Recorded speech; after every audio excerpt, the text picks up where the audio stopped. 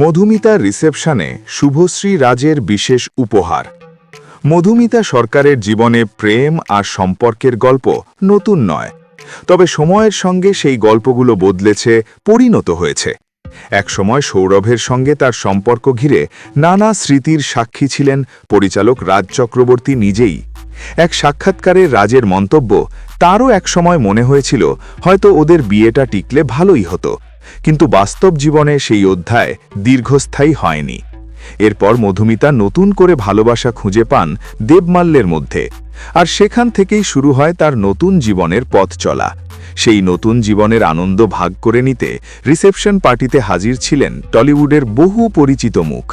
তাদের মধ্যে অন্যতম ছিলেন শুভশ্রী গাঙ্গুলি ও তার স্বামী রাজ চক্রবর্তী। শুভশ্রী মধুমিতার শুধু সহকর্মী নন, বহুদিনের কাছের বান্ধবী, তাই তাদের উপস্থিতি ছিল একেবারেই পারিবারিক আবহে। রিসেপশন পার্টিতে শুভশ্রী ও রাজ মধুমিতাকে উপহার দেন একটি দামি রিং।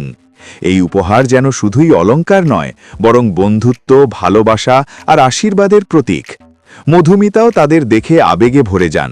হাসি মুখে উপহার গ্রহণ করার সেই মুহূর্ত এখন রিসেপশনের সবচেয়ে আলোচিত অংশগুলোর একটি। দীর্ঘদিনের বন্ধুত্ব যে আজও কতটা অটুট, এই উপহারই তার স্পষ্ট প্রমাণ।